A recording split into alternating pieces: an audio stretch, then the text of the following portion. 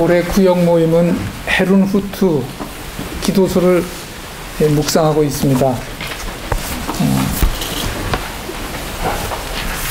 그리고 그 묵상을 구역 모임을 통해서 나누고 있습니다. 지난 1일 금요일 묵상 말씀은 신명기 11장이었습니다. 그 중에서 저에게 와 닿았던 말씀은 7절, 오늘 읽은 본문 말씀 7절에 있는 말씀이었습니다. 그 말씀을 보면 당신들은 주님께서 하신 이 위대한 모든 일을 당신들 눈으로 보았다고 합니다. 무엇을 보았는가 하면 이집트에서 일으킨 기적과 표징, 쫓아오던 이집트 군대가 어떻게 홍해 바다에 휩쓸렸는지, 그리고 광야에서 하신 일들을 보았다고 합니다. 지금 신명기서는 모세를 통해 끊임없이 기억하라, 지키라, 가르치라고 반복해서 말씀하고 있습니다. 왜 하나님께서는 지겨울 정도로 잊지 말라, 지키라, 가르치며 또 왜 우상 숭배하지 말라, 다른 신을 섬기지 말라고 했는지 이제는 조금은 보이는 것 같습니다. 우상이라고 하는 것이 자기가 깎아서 만든 조형물이지요. 그래서 그 조형물 앞에 무릎을 꿇고 절하고 섬기면서 자기 자신과 가족과 그리고 자기 기업을 위해 비는 것이지요. 신명기 시대를 보면 하나님을 섬기지 않은 것이 아닙니다. 문제는 하나님과 바알을 같이 섬긴다는 것입니다. 그러다 보니 사람이 어느 쪽으로 넘어가겠습니까? 제 코가 석자인데 당연히 자신의 것을 빌며 바알에게 붙들리고 맙니다. 자기의 틀 안에 갇혀서 옆에 있는 것을 보지 못합니다. 그저 조금 나아지면, 신앙으로 조금 나아지면 그저 윤리와 도덕 수준에 머물고 소위 자기 영성에 빠지거나 자선 사업하는 일에 머뭅니다. 그러나 하나님은 온 우주와 역사와 생명의 하나님이십니다. 윤리와 도덕에 대해서는 우리의 것이죠.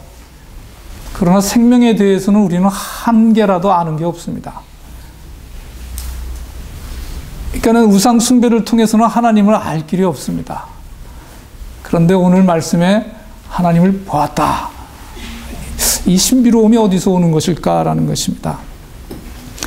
기독연구원 느헤미야라고 하는 기독연구원이 있는데 그곳에 연구원으로 계시는 김근주 교수는 이것을 사사로움이라고 표현합니다. 박근혜 전 대통령의 탄핵 사유가 사사로움 때문이었다고 하면서 교회 세습도 바로 이 사사로움 때문에 일어난다고 합니다. 또한 지난 대통령 탄핵 때 헌법재판소의 최종 판결문에 뭐라고 나오냐 하면 사사로이 했다는 말이 몇 번이나 반복되고 있다고 하면서 대통령이 탄핵된 것은 공권력을 사적인 일에 유용했기 때문이라고 합니다. 나의 유익의 추구가 내 이웃들의 해가 되고 내 교회의 유익이 한국교회 전체에 해로우면 그건 사사로운 것입니다. 이 사사로움을 넘는 것이 바로 공입니다. 공이라고 하는 것은 거창한 게 아니라 남을 생각하는 것입니다. 김 교수는 공이란 소외되고 연약한 이웃을 생각하는 일이라고 단순 명확하게 이야기해 줍니다. 그렇게 어려운 게 아니에요. 네. 연약한 이웃을 바라보는 게 그게 공이라는 겁니다. 왜 그게 안 보일까요? 우상을 숭배하기 때문이죠. 우상에는 이웃이라는 게 있을 수가 없습니다. 그렇지 않겠습니까? 한국교회는 사도신경에서 거룩한 공교회를 믿는다고 매주 고백하면서 사사로운 교회가 되어버렸습니다. 김근주 교수는 다음과 같이 이야기합니다. 약자 중심이면 절대 편파적이지 않습니다. 이것이 전부를 사랑할 수 있는 유일한 길입니다. 맞는 말인 것 같아요. 가장 약하고 연약한 쪽으로 사랑을 하면 전체를 사랑하게 된다는 거예요. 근데 저 꼭대기에 있는 것을 사랑하면 고기만 사랑하게 된다는 것이죠. 굉장히 쉽고 단순하고 명확해요. 어려울 수가 없는 것입니다. 그런데 이것은 김 교수의 얘기가 아니라 하나님께서는 성경 전체를 통해서 끊임없이 말씀하고 있는 내용인 것입니다. 하나님은 가난하고 고통받는 사람들을 바라봅니다. 출애굽의 시작은 바로 이집트에서 고통받는 노예들에 대한 하나님의 연민에서부터입니다. 그래서 모세오경에서 하나님은 이집트에서의 노예 생활을 꼭 기억하라, 나그네를 잊지 말라고 끊임없이 반복하여 말하고 계십니다. 하나님은 이스라엘 공동체를 바라볼 때 가난함을 통해서 바라봅니다. 불쌍히 여긴다고 하는 것은 가난히 여긴다는 겁니다. 사도 바울 역시 그리스도의 몸된 교회를 세우고 건강하게 하는 데 있어서 고린도전서 12장 22절에 뭐라고 하냐면, 몸의 지체 가운데서 비교적 더 약하게 보이는 지체들이 오히려 더 요긴하다. 더 약하고 부족하고 연약한 게 더 요긴하다. 이게 교회의 신비고 교회의 모습인 것입니다. 그런데 우상 숭배자들은 오직 풍요를 사유합니다. 왕권 국가 이후 얼마나 빈부의 격차가 커졌는지 이스라엘 역사를 보면 알 수 있습니다. 하나님을 섬기지만 사실은 우상을 섬기고 있었던 것입니다. 사사로워진 것입니다. 자본과 국가의 권력, 그리고 언론 매체와 지식층, 그리고 오로지 물질가치 하나에 목매인 국민들의 광기에 희생된 사람들이 얼마나 많습니까? 정말 고통받고 가난한 사람들인데 교회가 이들을 보지 않습니다. 하나님은 보고 계신데 말입니다. 사사로워서 그런 것입니다. 다음 주에 부산 장신대 황용열 목사님이 오셔서 공적 신앙에 대해서 이야기해 줄 것입니다. 한국 교회는 사사로워졌습니다. 이스라엘의 우상 숭배와 다를 바가 없어져 버리고 말았습니다.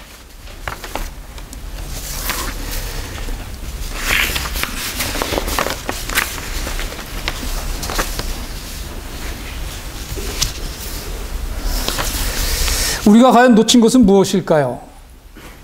우리도 지금 이 시대를 살면서 성도라고 하면서 잊어버리고 지키지 않으며 살고 있지는 않는지, 하나님이 보고 계시는 것은 무엇인지 우리는 좀 돌아봐야 하지 않을까라는 것입니다. 고린도후서 4장 4절은 오늘 읽은 본문 말씀 바로 윗절에 세상의 신이 복음의 빛을 보지 못하게 한다고 합니다. 그리고 나서 그 다음에 5절 6절에 내려가면 그리스도의 얼굴에 나타난 하나님의 영광을 아는 지식의 빛을 우리에게 주셨다. 저는 이 고린도후서 4장 4절 말씀과 6절 말씀 사이에 우리가 지금 끼어 있다 라는 생각이 듭니다. 모세는 신명기 11장 29절에서 가나안 땅에 들어가면 에발산에서는 축복을, 그리심산에서는 저주를 선포하라고 하면서 이스라엘에게 경각심을 일깨웠습니다. 이제 세상의 신에게서, 바알의 속삭임에서 성령의 감동을 따르는 삶으로 물질 가치가 아니라 예수 그리스도의 생명의 가치로 넘어와야 합니다. 그러기 위해서는 사도 바울이 간절히 에베소 교회를 향해 권면했듯이 하나님이 누군지, 하나님이 무엇을 보고 계신지 알아야 합니다. 성령의 감동을 받아 하나님의 형상을 따라가야 합니다. 그래야 새로워집니다. 우리가 골로새서와 에베소서에 보면 하나님의 형상을 쫓아 새로워지라 그러거든요. 그러니까 하나님의 형상을 쫓는 것과 그리고 하나님을 보는 것이 이게 순환되는 것 같아요. 하나님을 볼 수 있으면 내가 새로워지고, 하나님의 형상을 쫓다 보면 그것이 나로 하여금 하나님을 알게 하고, 이것이 순환되면서 우리의 삶을 건강하고 온전하고 튼튼하게 세워져 가지 않나 하는 것입니다. 여러분, 그런데 그 신명기서에서 느껴지는 이스라엘의 일상은 어떻게 보입니까? 이스라엘은 어떻게 삶을 살아갔을까? 그리고 또 그렇다면 우리는 어떻게 우리의 삶을 신앙으로 살아가고 있는가? 라는 질문을 던져봅니다. 저는 아쉬움이 있습니다. 성도들이 6일 동안에 세상의 가치와 정보와 관계와 그리고 일에 빠져 있다가 주일 오전에 예배를 드리고 다시 세상의 푹 빠져 있다가 또 주일이 되면 시간에 맞춰 예배를 드리러 옵니다. 이전에 우리 고깃교회에 한 30명 정도가 있을 때 그때는 아침 예배 숫자가 그대로 저녁 예배 숫자였고 그게 그대로 수요일 예배 숫자였습니다. 교회 전체가 그대로 신앙의 삶으로 나아갔습니다. 그런데 지금은 성도들의 삶이 어떻게 하나님 나라의 백성으로 세워져 가는지 잘 모르겠습니다. 지난주에 회자되던 그 서검사 성추행에 대한 커밍아웃에서 비롯된 온누리 교회에서 세례를 받은 한 검사의 간증에 대한 이야기를 보면서 이것이 한국교회의 단편을 보여준 것이 아닌가 하는 생각이 들었습니다. 주일 오전 한 번으로 과연 세상의 신에게서 자유로울 수 있을 만큼 하나님을 알고 그리고 하나님께 기도하고 그 뜻에 합한 삶을 살 수 있을까? 주님의 얼굴에 비친 하나님의 영광을 아는 지식의 빛을 쬐며 살고 있는지 물어보지 않을 수가 없습니다. 쉽게 말하면 절대 시간이 부족한 것 같아요. 한 달에 한 번 저녁에 교회 기도 제목을 나누자고 그렇게 이야기를 해도 소닥보듯 합니다. 오늘 저녁에도 기도했는데 전체 기도회입니다 하고 정말 간곡하게 얘기해도 또 한 열댓 명 모여서 기도를 합니다. 자신이 만만한 것 같아요. 예. 이유는 멀고 피곤하고 바쁩니다. 그런데 하나님이 바쁘고 피곤하고 혼란스러운 세상 속에 쉼과 평화를 주셨는데 주일에도 온전히 쉬지를 못합니다. 예배 끝나면 또 뭔가를 해야 됩니다. 멈춰 놓지를 못합니다. 성도들의 쉼은 주일 아침 예배로부터 시작해서 저녁에 예배로 마무리를 짓는 쉼이어야 할 것 같습니다. 저희 고전적인 안식일 지킴의 자세입니다. 저는 그렇게 지키고 싶습니다. 요즘은 오전 예배 드리고 식사하고 오후 프로그램으로 서너 시면은 주일의 모든 일을 끝내는 것이 교회의 요즘 모습입니다. 저희는 저녁 예배를 고집하고 있습니다. 이스라엘의 하루는 저녁에 시작이 돼서 저녁 모임을 중요 여깁니다. 실제 아침에 드려지는 예배와 저녁에 드려지는 예배의 그 기운이 전혀 다릅니다.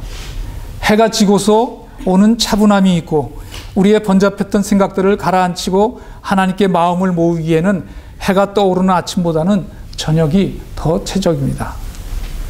수요일에는 잘 준비된 말씀의 지식과 지혜를 나눕니다. 최근 들려주는 예언서에 대한 말씀은 나를 말씀에 집중하게 하고 다시 돌아보게 합니다.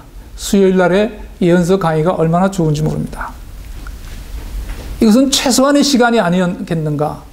무엇을 통해서 하나님의 말씀의 지식을 얻을 것이고 무엇을 통해서 하나님과의 깊은 관계를 나눌 것인가?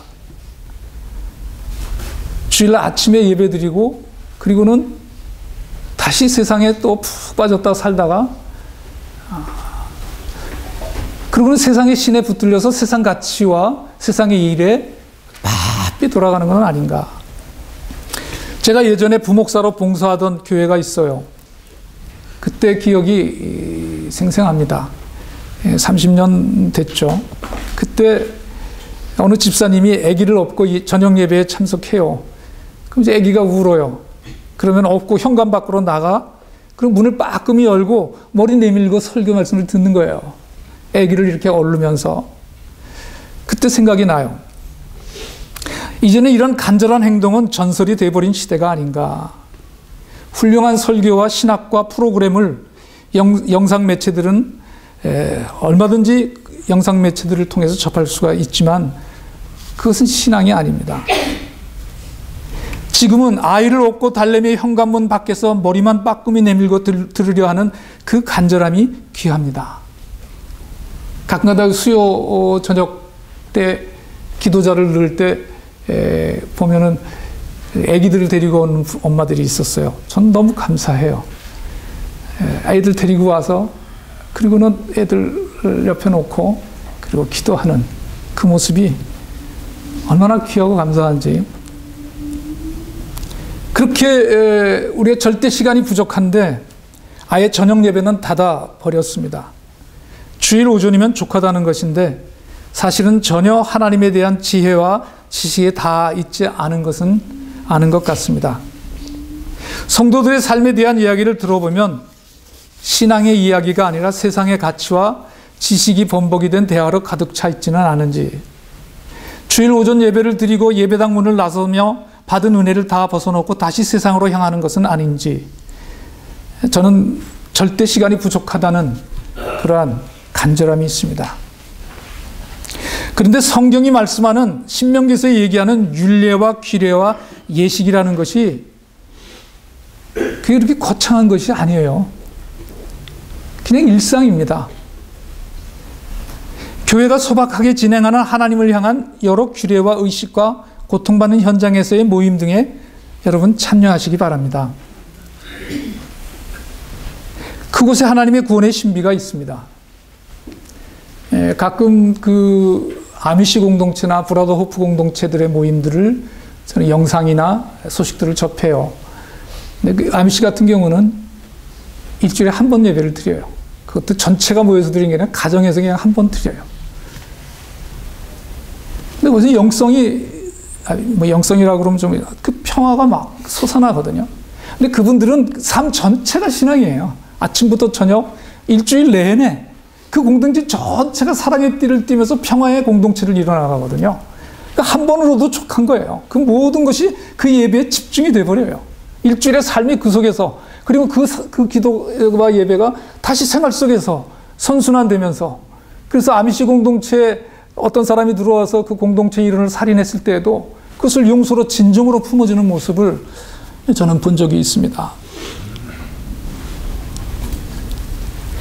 하나님의 신비한 구원의 은혜는 광기와 화려함이 아니라, 무언가 특별한 것이 아니라 믿음의 조상 아브라함 때부터 또 한국교회에 먼저 믿은 선배들의 신앙의 그 신실함에서 이렇게 아름답게 피어나는 것이 아닌가라는 것입니다. 저는 우리들의 신앙이 절대 시간이 부족하다는 그런 생각을 해봅니다. 기도하겠습니다.